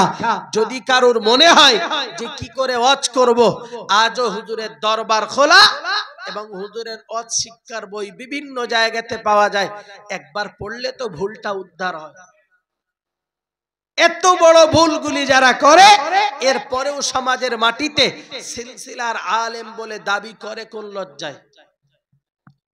মগের মুল্লুক মনে করেছে, আর যাদের হাতে স্টারিং তারা তাদেরকে মগের মুল্লুক করেই রেখেছে, এই জন্য তারা পারছে।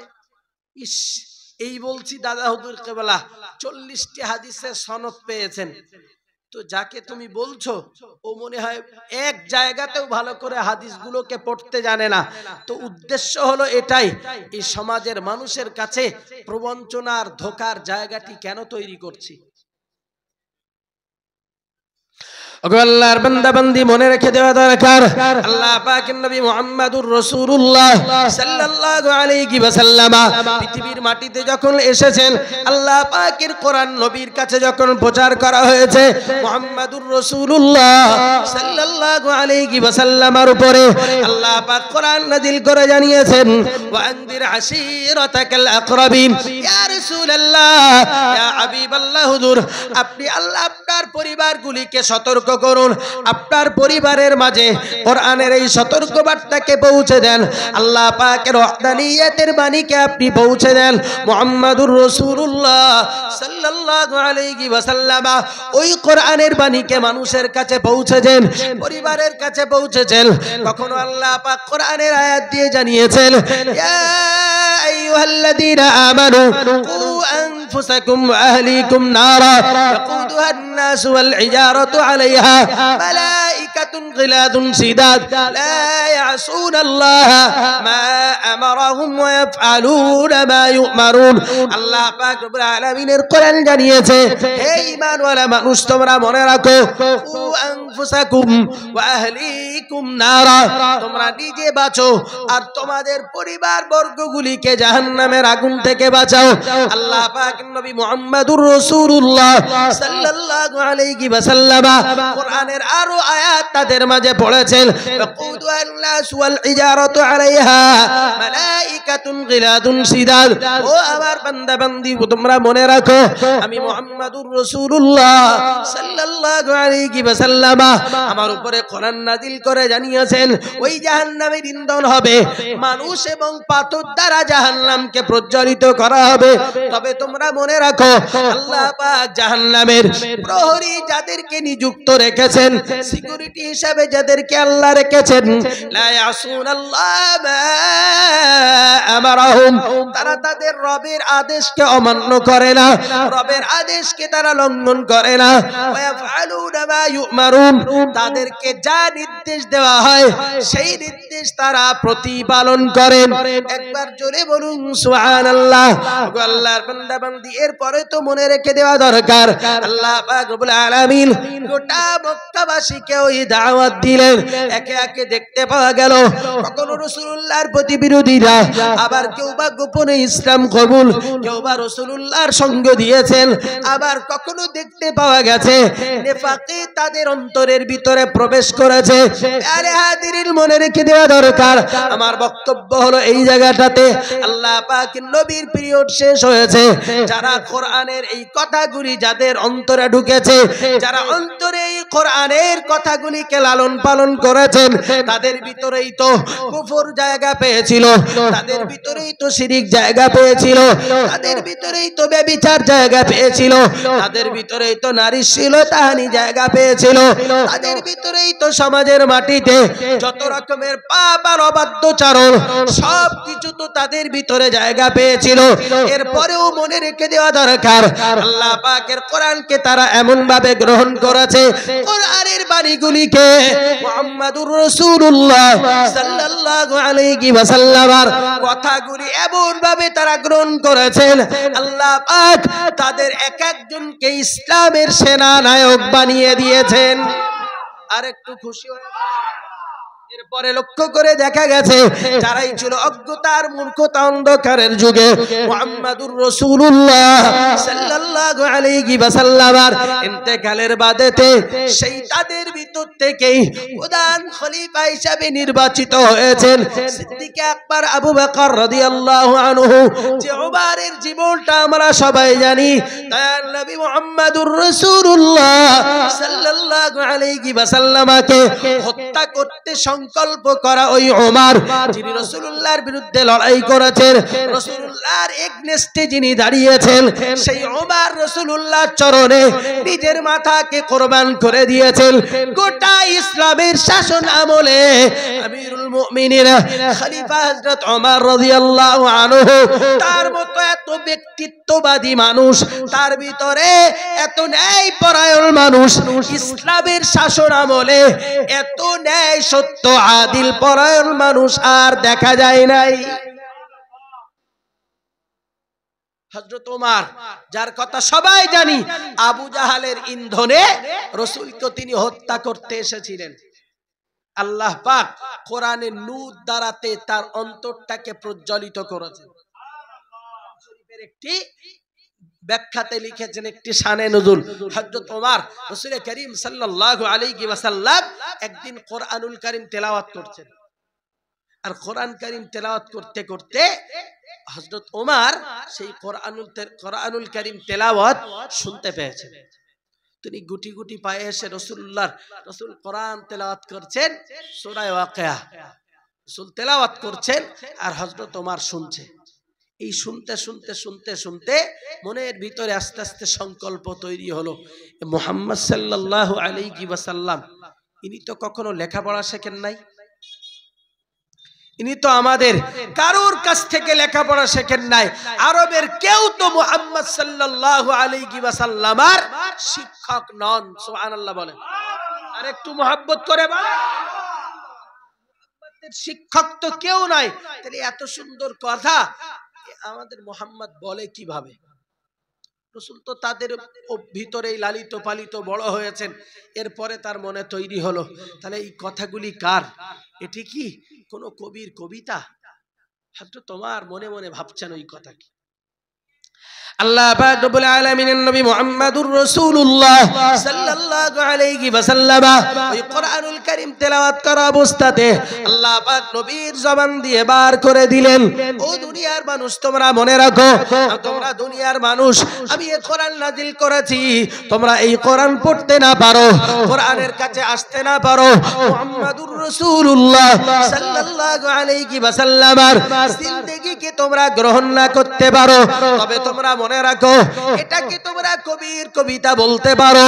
আমি আল্লাহ পাক রব্বুল আলামিন তোমাদের জন্য জানিয়ে দিলাম, ওয়া হুয়া বিকাউলি শাইর কলিলাম মা তুমিনুন।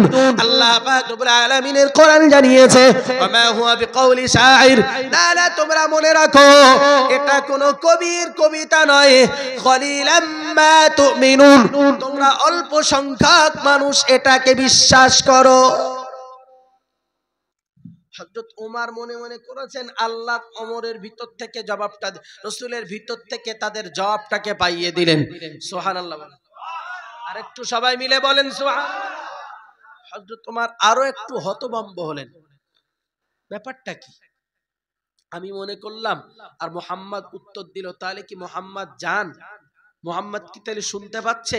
মুহাম্মদ সাল্লাল্লাহু আলাইহি ওয়াসাল্লাম সে কি আমার কথাগুলো সব মনে মনে বুঝতে পারছে? যে এ ধারণাও কি ঠিক? রাসূল যে বুঝতে পারেন, জানতে পারেন, এ ধারণাও তো ঠিক নয়। এরপরেও আল্লাহ পাক ওমরের মনের ভিতরে উদিত হচ্ছে, তাহলে এটা কি কোনো গণক ঠাকুরের উক্তি? নাউযুবিল্লাহ বলেন, জ্যোতিষী, গলায় এত বড় বড় চেন, সেই মোটা মোটা পাথরের পাত্তে মাথা পর্যন্ত, আর কত রকমের ছেঁড়া কেতা কম্বলের গায়ে, মনে করতে বোধহয় পুরো দেহটাই ভবিষ্যৎবাণী লেখা রয়েছে। বুঝতেছেন নাকি? মানুষের কাছে যে ও খানিকটা কার, খানিকটা গাছড়া ওষুধ, খানিকটা আংটি, খানিকটা পাথর, ই রেখে দিলি এ সেরে যাবে, এইটা রেখে দিলি পেট ব্যথা সেরে যাবে, ওইটা রেখে দিলি চোখি ভালো দেখতে পাবা, এইটা রেখে দিলি তোমার নিঃশ্বাস কোনোদিন বন্ধ হবে না, কত রকমের কথাবার্তা দিয়ে বেশ পয়সা ইনকাম করে। ওই যে জ্যোতিষী বললেন, তাহলে এটা কি জ্যোতিষীর উক্তি? মুহাম্মদুর রাসূলুল্লাহ সাল্লাল্লাহু আলাইহি ওয়াসাল্লাম ওই কোরআনুল কারীম তেলাওয়াত করছেন। এরপরে লক্ষ্য করে দেখতে পাওয়া গেল আল্লাহ পাক রব্বুল আলামিনের কোরআন জানিয়েছে, রাসূলুল্লাহর মুখ দিয়ে বার হয়ে গেল, ওয়ালা বিকাউলি কাহিন কলিলাম মা তাযাক্কারুন। সুবহানাল্লাহ বলেন, আর একটু খুশি হয়ে বলেন, আল্লাহ পাকের নবীর জবান দিয়ে বার হলো, তোমরা তো মনে করছো এটা কবির কবিতা, মোটেই নয়, এটা কবির কবিতা নয়, ওয়ালা বিকাউলি কাহিন, তোমরা ভাবছো এটা গণক ঠাকুরের উক্তি, না না, আমি তোমাদের জন্য জানিয়ে দিলাম এটা কোনো গণক ঠাকুরের উক্তি নয়, কলিলাম মা তাযাক্কারুন, তোমরা অল্প সংখ্যক মানুষ এটাকে স্মরণ করো। মুহাম্মদুর রাসূলুল্লাহ সাল্লাল্লাহু আলাইহি ওয়াসাল্লাম এই বিষয়টি যখন তিনি আবার যখন আল্লাহ পাকের নবী এই কথাকে বললেন, হযরত ওমর আরো একটু ঘাবড়ে গেলেন। তাহলে এটা কিভাবে তিনি জানতে পারলেন আমি যে এই কথা বলছি? সেটাও মুহাম্মদ জবাব দিয়ে দিল। আমি ভাবলাম এটা জ্যোতিষের উক্তি, সেটাও মুহাম্মাদুর রাসূলুল্লাহ সাল্লাল্লাহু আলাইহি ওয়াসাল্লাম জবাব দিয়েছেন। আল্লাহর বান্দা বান্দি মনে রেখে দেওয়া দরকার। এবার হযরত ওমর ভাবতে লেগেছেন, তাহলে এটা কি হতে পারে, এটা কোথা থেকে আসে? আল্লাহ পাক রব্বুল আলামিনের জবান দিয়ে বার হয়ে গেল, তানজিলুম মির রাব্বিল আলামিন। আল্লাহ পাক রব্বুল আলামিনের কোরআন জানিয়েছে এটা দুনিয়ার কোনো মানুষের তৈরি করা নয়, এটা দুনিয়ার কোনো মানুষের রচয়িতা নয়, দুনিয়ার কোনো মানুষ এটাকে লেখে নাই, তৈরি করে নাই। আমি আল্লাহ পাক রব্বুল আলামিন গোটা বিশ্ব জগতের প্রতিপালক, আমার পক্ষ থেকে অবতারিত এ কোরআন। হযরত ওমর চুপটি মেরে বাড়ি চলে গেলেন। ওমর একটা ধাক্কা খেলেন যে তাহলে ওই প্রতিপালকের পক্ষ থেকে, কারণ এটা তো অবাক কাণ্ড। যদি কারোর অন্তরের ভিতরে এটা হয়, যা মনের ভেতর হচ্ছে আমি তাই অস করতেছি, ও তো ঘাবড়ে যাবে না? হযরত ওমর ওইটা মনে করছেন, আর রাসূলুল্লাহ জবান দিয়ে এই কথা বার হচ্ছে। হযরত ওমর আরো ঘাবড়ে যাচ্ছেন। যত সময় যাচ্ছে আস্তে আস্তে তিনি চলে গেলেন। আমার বলবার বিষয়বস্তু হলো ওটাই, হযরত ওমর ফারুক রাদিয়াল্লাহু আনহু তিনি এমনভাবে রাসূলুল্লাহর হাতে হাত দিয়ে ঈমান কবুল করেছেন। যত সাহাবায়ে কেরাম রয়েছে রিদওয়ানুল্লাহি তাআলা আলাইহিম আজমাইন, সবাই যতটা রাসূলকে ভক্তি করেন হযরত ওমরও যেমন করেন, তবে হযরত ওমরের ভিতরে ন্যায় ও সত্যের ব্যাপারে জাজবাটা আরো বেশি। সুবহানাল্লাহ বলেন।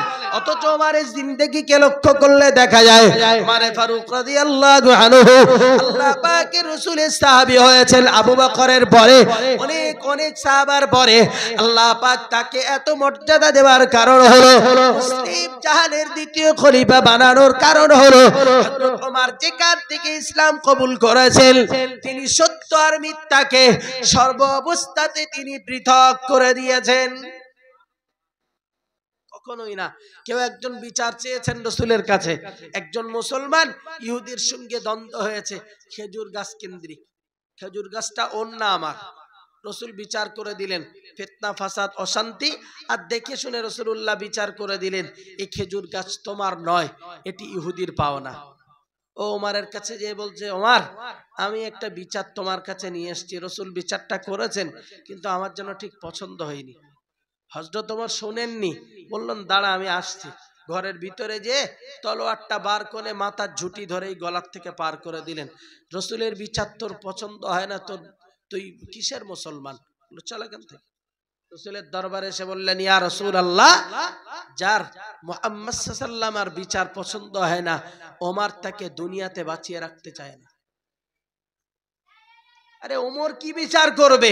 তুই যেখানে রাসূলের কাছ থেকে এসে বলছিস বিচার হয় না, তোর বিচার তলোয়ার ছাড়া আর কেউ করতে পারে না। সুবহানাল্লাহ। তার মানে এটা ভাবেন না যে নিশ্চিত তারা হঠকারিতার সিদ্ধান্ত নিয়েছেন। ক্ষমা প্রদর্শন ইসলাম যেটি করেছেন পৃথিবীতে অতটা আর কেউ করতে পারে নাই। ওই হযরত ওমরের জামানাতে তিনি গোটা পৃথিবীতে মুসলমানদেরকে বিভিন্ন জায়গাতে জয় যদি হয়ে থাকে, সেটা হযরত ওমরের রাজত্বে। সুবহানাল্লাহ। বহু দেশকে তিনি জয় করেছেন। সুবহানাল্লাহ। জয়ের ভিতরে রোমে সৈন্য পাঠিয়েছেন একজন যুবককে সেনাপতি বানিয়ে, নাম তার আব্দুল্লাহ বিন হুযাফা রাদিয়াল্লাহু আনহু। মুসলিম কিছু সৈন্য দিয়ে তাদেরকে তিনি রোমে পাঠিয়েছেন। কি হবে? রোম সম্রাটের বিরুদ্ধে যুদ্ধ শুধু নয় গো, বরং ওদেরকে আগে ইসলামের দাওয়াত দেবে। কি দেবে? কোরআনের বাণী যদি কারোর ভিতরে প্রবেশ করে, এটাকে জেনে রাখা দরকার। গোটা পৃথিবী একদিকে গেলেও আল্লাহর ওই বান্দা কোরআন থেকে কখনো সরে আসে না। সুবহানাল্লাহ। আব্দুল্লাহ বিন হুযাফা রাদিয়াল্লাহু আনহু দ্বীনের দাওয়াত দিতেই লোক লস্কর দিয়ে সে যুগের সেই বাদশার কাছে সবাইকে ধরে নিয়ে যাওয়া হলো। কি কঠিন অবস্থা! ধরে নিয়ে যাওয়া হলো সেই জায়গায়, যে তাকে বলা হলো তোমরা কোত্থেকে আসছো? আমরা আসছি মদিনা থেকে, আমরা দ্বীনের দাওয়াত দিতে, প্রচার করতে। তাদেরকে ধরে পাকড়াও করে বললেন, তোমাদের জন্য দুইটি অপশন, হয় তোমরা খ্রিস্টান ধর্ম গ্রহণ করবে, আর নাহলে মুসলমানদের কাছ এই আমার এই শাসন থেকে তোমরা মুক্তি পাবে না, বরং শাস্তি তোমাদেরকে পেতে হবে। গেলেন ইসলাম প্রচার করতে, দ্বীনের বাণীকে পৌঁছাতে, দেখা গেল বন্দির ভিতরে তিনি আটকে গেলেন। হযরত আব্দুল্লাহ বিন হুযাফা রাদিয়াল্লাহু আনহু, সাহাবারা সঙ্গী সাথীরা একসঙ্গে আছেন, বললেন এত বড় কথা? দ্ব্যর্থহীন ভাষায় জবাব দিলেন যে মুহাম্মদ সাল্লাল্লাহু আলাইহি ওয়াসাল্লামার শিষ্যত্ব বরণ করেছি, যে আল্লাহ পাককে এক বলে স্বীকার করেছি, জিন্দেগি না থাকতে পারে, জীবন চলে যেতে পারে, এক মুহূর্তের জন্য আমি তোমার এই খ্রিস্টান ধর্মকে গ্রহণ করতে রাজি নই। সুবহানাল্লাহ বাড়িতে যেয়ে বলবেন, আর একটু সবাই মিলে বলেন সুবহানাল্লাহ। হযরত আব্দুল্লাহ বিন হুযাফা রাদিয়াল্লাহু আনহু শাসকের সামনে এত বড় কথা শুনে বিরাট লজ্জা লেগে গেল, যে একজন ফকির ফাকড়া লোক এত বড় কথা বলল। অবাক করা বিষয়, একজন ফকির ফাকড়া লোক এত বড় কথা। আব্দুল্লাহ বিন হুযাফা রাদিয়াল্লাহু আনহুকে লক্ষ্য করে দেখা গেল তিনি এরপরে তাদের এই কথা বলার জন্য সবাইকে বন্দী করা হলো। ওগো আল্লাহর বান্দা বান্দি, মনে রেখে দেওয়া দরকার, আল্লাহ পাকের নবী মুহাম্মদুর রাসূলুল্লাহ সাল্লাল্লাহু আলাইহি ওয়াসাল্লামের প্রিয় সাহাবী হযরত ওমরের জামানাতে তাদেরকে পাঠানো হয়েছে। আব্দুল্লাহ বিন হুযাফা রাদিয়াল্লাহু আনহু সঙ্গী সাথীদেরকে নিয়ে বন্দী হলেন। বন্দির ভিতরে তাদেরকে জেলের ভিতরে আটকে রাখা হলো। বক্তব্য হলো এটাই, মুহাম্মাদের শিষ্যত্ব বরণ করেছো, ওটাকে ছাড়া লাগবে, খ্রিস্টান ধর্মকে তোমাদেরকে গ্রহণ করতে হবে, না হলে তোমাদেরকে এখান থেকে ছাড় দেওয়া হবে না। মুহাম্মাদুর রাসূলুল্লাহ সাল্লাল্লাহু আলাইহি ওয়াসাল্লামের প্রিয় সাহাবী হযরত আব্দুল্লাহ বিন হুযাফা রাদিয়াল্লাহু আনহু দ্ব্যর্থহীন ভাষায় জবাব দিয়ে বললেন যে রাসূলুল্লাহর দরবার থেকে এসেছি, হয় আমরা ওখানে ফিরে যাব, জীবন না হলে এখানে দিয়ে দেব, এরপরেও আমরা কোনদিনের জন্য খ্রিস্টান ধর্মকে গ্রহণ করব না। একবার জোরে চিল্লিয়ে বলুন সুবহানাল্লাহ। আল্লাহর বান্দা বান্দি, মনে রেখে দেওয়া দরকার, আব্দুল্লাহ বিন হুযাফা রাদিয়াল্লাহু আনহুকে এবারে কষ্টের সম্মুখীন করা হলো, খানা পিনাকে বন্ধ করা দেওয়া হলো। একদিন নয়, দুই দিন নয়, 3 দিন পর্যন্ত সকলের খানা পিনাকে বন্ধ করে দেওয়া হলো। 3 দিন ধরে খানা বন্ধ। 3 দিন পরে বাদশার নির্দেশ বললো, এবার ওদেরকে সামনে ডাক। আবার তাদেরকে লক্ষ্য করে বলা হলো, তোমরা দ্বীনের বাণী প্রচার করতে এসেছো, এই বাণী তোমরা প্রচার করতে পারবে না, এবার কোরআনের বাণী তোমাদেরকে প্রচার করতে দেওয়া হবে না। অপশন তোমাদের জন্য দুইটি, হয় এক আমার বর্ষতাকে স্বীকার করবে, খ্রিস্টান ধর্মকে মেনে নেবে, না হলে তোমাদেরকে হত্যা করা হবে। আব্দুল্লাহ বিন হুযাফা রাদিয়াল্লাহু আনহুকে যখন তিনি মানলেন না, এবারে তাকে লোভ দেখানো লাগলো। এবার সেই বাদশা লক্ষ্য করে বলল, আব্দুল্লাহ তুমি মনে রাখো, যদি তুমি খ্রিস্টান ধর্মকে গ্রহণ করো, আমার রাজত্বের অংশীদার তোমাকে বানানো হবে। বললো না, আমার রাজত্বের অংশীদার বানাবে, তার মানে আমি যে চেয়ারে আর গদিতে বসে আছি, এই চেয়ার তোমাকে দেওয়া হবে, তুমি একটা মন্ত্রিত্বের পদ পাবে। আচ্ছা, তা অপশনটা ভালো না খারাপ? কথা বলেন, দুনিয়ার দৃষ্টিকোণ থেকে বলেন, অপশন ভালো না খারাপ? ওরা মদিনায় কষ্ট করবার চাইতে যদি ওই জিনিসকে গ্রহণ করে, তাহলে সুখে শান্তিতে দুনিয়ার জীবনটা তো কাটে। কঠিন পরীক্ষার ভিতরে পড়ে গেলেন আব্দুল্লাহ বিন হুযাফা রাদিয়াল্লাহু আনহু। আল্লাহর দরবারে রোনাজারি করতে লাগলেন, ও রব্বুল আলামিন আল্লাহ, আমি আব্দুল্লাহ মুহাম্মাদুর রাসূলুল্লাহ সাল্লাল্লাহু আলাইহি ওয়াসাল্লামের হাতে হাত দিয়ে ঈমান কবুল করেছি। ও রব্বুল আলামিন আল্লাহ, আমি দ্বীনের বাণীকে প্রচার করতে এসেছি, কিন্তু আজ পরীক্ষার সম্মুখীন হয়ে গেলাম। ও রব্বুল আলামিন আল্লাহ, আমার সাথী সঙ্গী যারা আমরা যারাই রয়েছি, ও রব্বুল আলামিন তোমার শাহী দরবারে আমার করুণ মিনতি আল্লাহ, এরা আমাদের প্রতি অত্যাচার করুক, এরা আমাদেরকে দেশ থেকে বিতাড়িত করুক, মদিনায় আমাদেরকে কখনো ফিরতে না দিক। রব্বুল আলামিন আল্লাহ, তোমার শাহী দরবারে করুন মিনতি। ও রব্বুল আলামিন আল্লাহ, তুমি যতক্ষণ পর্যন্ত আমাকে বাঁচিয়ে রাখো, এদের সমস্ত লোভ থেকে ইবাদত করে ঈমানের উপরে আমি আব্দুল্লাহ এবং আমার সঙ্গী সাথীকে অটুট এবং অবিচল রেখে দাও। আবার তিনি তাদেরকে লক্ষ্য করে বললেন, তুমি যতই লোভ দেখাও, টাকার লোভ হোক, সম্মানের লোভ হোক, সব কিছুকে পায়ের তলায় মারিয়ে দিয়ে তোমার জন্য আমি বলে দিলাম, গোটা পৃথিবীর মাটিতে যা কিছুই তুমি দেখাও না কেন, মুহাম্মাদুর রাসূলুল্লাহ সাল্লাল্লাহু আলাইহি ওয়াসাল্লামের মর্যাদার শ্রেষ্ঠত্ব, নবুয়তের ওই নবুয়ত্ব যেটিকে আমরা গ্রহণ করেছি, তুমি তামাম জীবন যদি আমাকে এই রাজিত্ব ছেড়ে দাও, আমি এরপরেও কোনো দিনের জন্য মুহাম্মাদুর রাসূলুল্লাহ সাল্লাল্লাহু আলাইহি ওয়াসাল্লামের শিষ্যত্ব এক সেকেন্ডের জন্য ছাড়তে চাই না। আরো রেগে গেলেন, আবার বন্দী করা হলো। বললেন, ছাড় তোমার নাই, কি করতে হবে, তোমাদেরকে আমার শিষ্যত্ব বরণ করাই লাগবে। শেষ পর্যন্ত হয়তো আমি বলতে পারবো না, তারপরেও তাদের অটল আর অবিচলতার কথা বলছি। আবার কিছুদিন বন্দী করা হলো।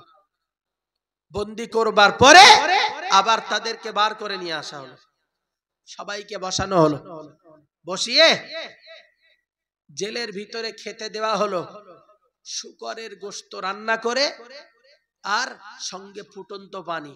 নাউজুবিল্লাহ বলে। এক কথায় যে খাদ্যটা দিয়েছে হারাম খাদ্য। আব্দুল্লাহ বিন হুযাফা রাদিয়াল্লাহু আনহু পেটে তখন অত্যন্ত ক্ষুধা, সঙ্গী সাথীরা সবাই রয়েছেন, সবাই তো কষ্টের ভিতরে নিমজ্জিত। মুহাম্মাদুর রাসূলুল্লাহ সাল্লাল্লাহু আলাইহি ওয়াসাল্লামের প্রিয় সাহাবী আব্দুল্লাহ বিন হুযাফা রাদিয়াল্লাহু আনহু মনে মনে চিন্তা করছেন, রব্বুল আলামিন আল্লাহ, আমার সঙ্গী সাথী তো এখন ক্ষুধার্ত, আমিও ক্ষুধার ভিতরে নিমজ্জিত। ও রব্বুল আলামিন আল্লাহ, এই কঠিন অবস্থাতে আমার উপায় কি হবে? আমি কি পারবো ঈমানের উপরে অটল অবিচল উপরে থাকতে?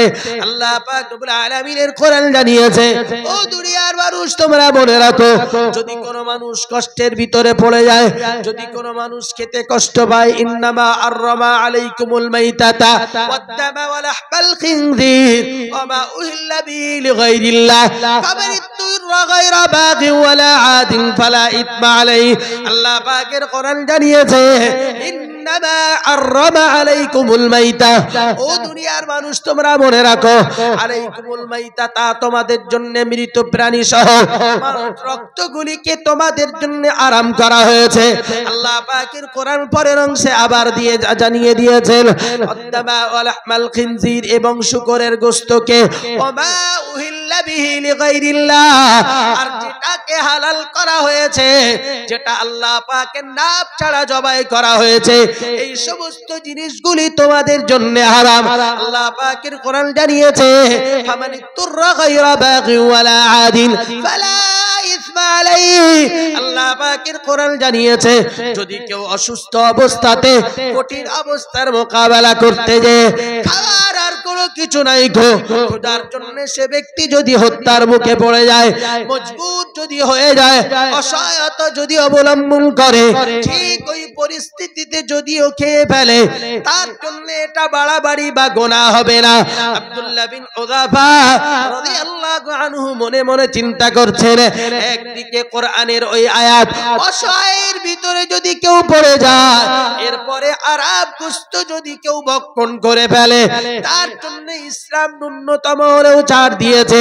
আব্দুল্লাহ বিন হুযাফা রাদিয়াল্লাহু আনহু একবার ওটার কথাকে চিন্তা করেন, আবার একবার ভাবেন, তামাম জীবনের জন্য হারাম কাজটাকে ছেড়ে দিয়েছি, হারাম কাজটাকে আমরা ছেড়ে দিয়েছি তামাম জীবনের জন্য। আজ আমি পরীক্ষার ভিতরে পড়েছি, আজ এই কঠিন মুসিবতের সময়তে আমি যদি এই হারাম জিনিসকে ভক্ষণ করি, আবার জীবনের একটি কলঙ্ক লেপন হয়ে যাবে। আল্লাহর বান্দা বান্দি মনে রেখে দেওয়া দরকার, মুহাম্মাদুর রাসূলুল্লাহ সাল্লাল্লাহু আলাইহি ওয়াসাল্লামের প্রিয় সাহাবী আব্দুল্লাহ বিন উযাফা রাদিয়াল্লাহু আনহু এই চিন্তায় বিভোর হয়ে তাদেরকে লক্ষ্য করে বললেন, রাত পার হয়ে গেল, সবার চিন্তা হলো এটাই, খোদার তাড়নায় পড়ে নিশ্চিত তারা আব্দুল্লাহ বিন উযাফা আর তার সঙ্গী সাথীরা হারাম জিনিসকে ভক্ষণ করবে। সকাল হয়ে গেল, সৈন্য দল এসে দেখতে পেল যে গোশত যেখানেই রাখা ছিল এক সেকেন্ডের জন্য ওটাতে কেউ স্পর্শ করে নাই।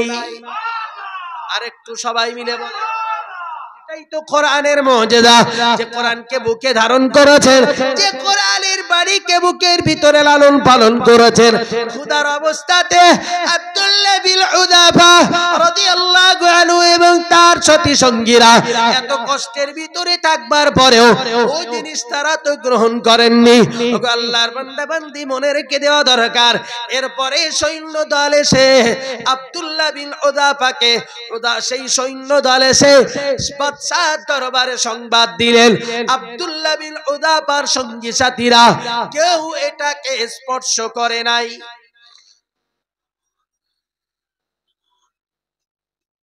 বললেন কেউ স্পর্শ করে নাই। বাদশার মেজাজ আরো চড়া হয়ে গেল, এত বড় দুঃসাহস, কোন দিক দিয়ে তো এদেরকে কাট করা যায় না, কি করা যায় এখন?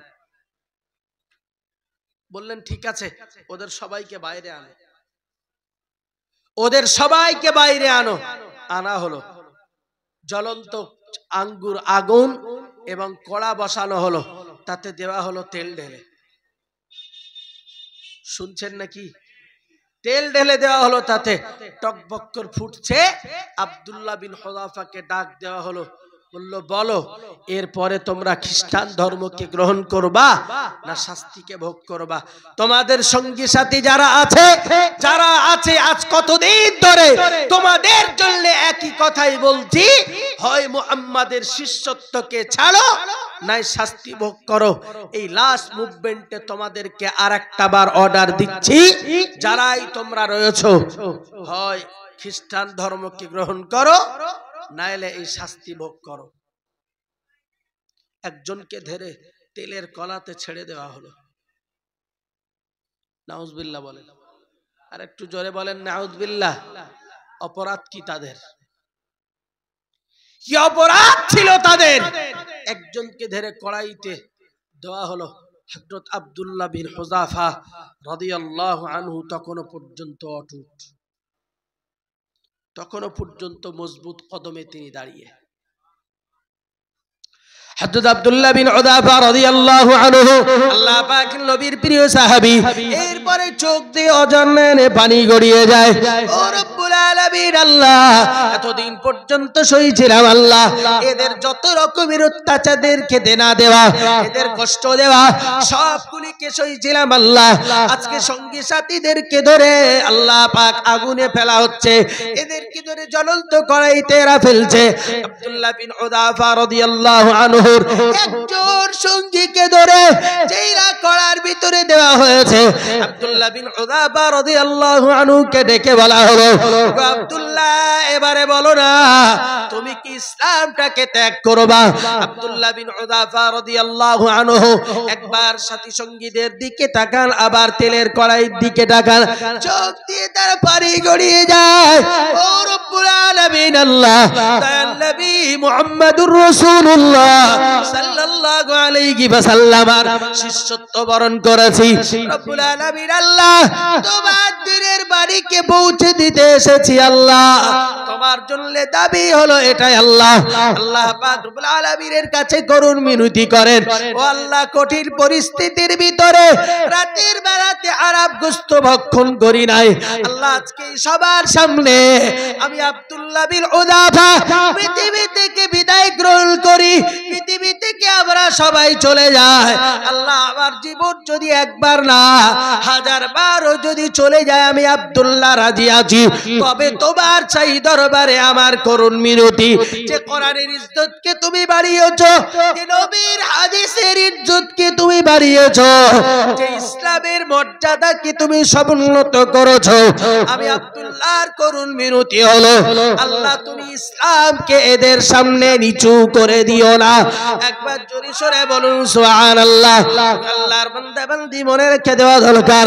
আব্দুল্লাহ বিন উদাফা চোখে চোখ দিয়ে পানি গড়িয়ে যায়। ওরা এবারে ভাবতে শুরু করে নিশ্চিত এবারে তালি আব্দুল্লাহ তার সতী সঙ্গীরা মেনে নেবে। এরপরে লক্ষ্য করে দেখা গেল ওই লোকটি একবার নিচে যায় একবার উপরে আসে। আব্দুল্লাহ বিন উদাফা রাদিয়াল্লাহু আনহু ডেকে বলছিলেন, ওগো রোমের বাদশা তোমরা মনে রাখো আমি আব্দুল্লাহ কারুর আনুগত্য করি না, আমি এক আল্লাহর আনুগত্য করি।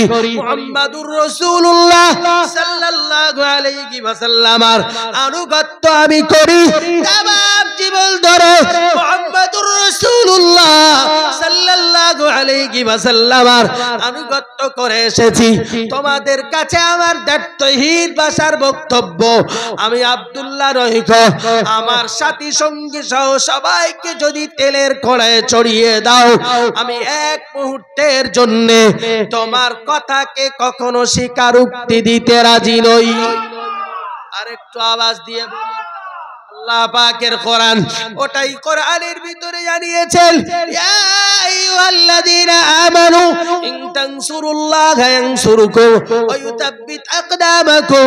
আল্লাহ পাক রব্বুল আলামিন জানিয়েছেন, হে ঈমানওয়ালা মানুষ তোমরা মনে রাখো, ইন তানসুরুল্লাহ তোমরা যদি আল্লাহ সাহায্য করো, ইয়ানসুরকুম আল্লাহ পাক তোমাদের সাহায্য করবেন, ওয়া ইউতাব্বিত আকদামাকুম দুনিয়ার প্রত্যেকটি পদে পদে আল্লাহ পাক তোমাদের কদমকে মজবুত করে দেবেন।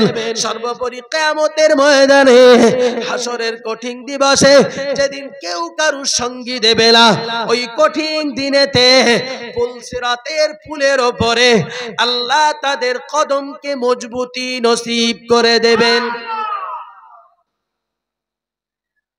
ওই পর্যন্তই বক্তব্য, আর বাড়বো না। বক্তব্য হলো এটাই যে ইমানদারদেরকে বলেছেন সাহায্য আল্লাহর মানে সাহায্য আল্লাহ পাকের দ্বীনের। সুবহানাল্লাহ বলেন, তোমরা আমার দ্বীনকে সাহায্য করো, ইয়ানসুরকুম আমি তোমাদের সাহায্য করব, ওয়া ইউসাব্বিত আকদামাকুম।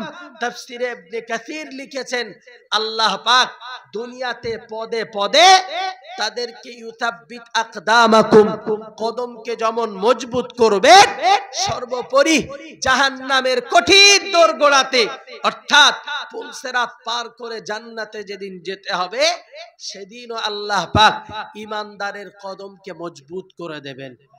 আল্লাহ কবুল করুন, বলুন আমিন। মুহতারাম হাজিরিন, আমার বক্তব্য আর লম্বা করব না। সেই শুরু থেকে বুঝিয়েছি কোরআনের ধারক বাহকরাই হলো পৃথিবীর শ্রেষ্ঠতম মানুষ। সুবহানাল্লাহ বলেন। বাস চ্যালেঞ্জ রইল এটা, যারা সত্যিকারের কোরআনের পক্ষে কাজ করে, তাদের জীবনে কোরআনের জন্য লড়াই করে, এরাই পৃথিবীতে সবচেয়ে সেরা। সুবহানাল্লাহ। আল্লাহ এদেরকে কবুল করেন, বলুন আমিন। আপনাদের কাছে এসে পৌঁছেছেন বন্ধুবর হযরত মাওলানা রুস্তম আলী সাহেব বক্তব্য রাখবেন। অল ইন্ডিয়া সুন্নতুল জামাত সম্পর্কে আপনারা অবগতিতে আছেন। এখানে প্রচার প্রসার নিশ্চিত আছে, এতটুকু দাবি। আসন্ন রমজান মাস প্রতিষ্ঠানগুলির প্রতি লক্ষ্য রাখুন এবং সংগঠনের শিক্ষা আন্দোলনে আপনাদেরকে একটু সঙ্গ দেওয়ার আহ্বান রইল। আল্লাহ আমাদের সকলকে দ্বীন ও ঈমানের জন্য কবুল ও মঞ্জুর করেন, বলুন আল্লাহুম্মা আমিন। দোয়া করুন আল্লাহ আমাদের সকলকে আমার পৃথিবীতে দ্বীনের খিদমতের সঙ্গে বাঁচিয়ে রাখেন। ওয়া আখির দাওয়ানা আলহামদুলিল্লাহি রাব্বিল আলামিন। মুহাব্বতে উচ্চ রবে দরুদ শরীফ আল্লাহুম্মা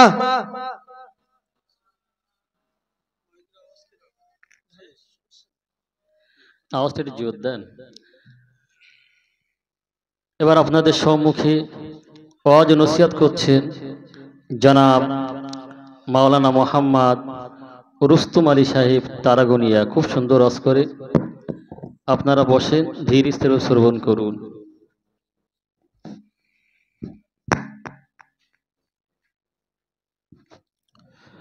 আসসালামু আলাইকুম ওয়া রাহমাতুল্লাহি ওয়া বারাকাতুহু। ঠিক আছে, পরে হচ্ছে নাহমাদুহু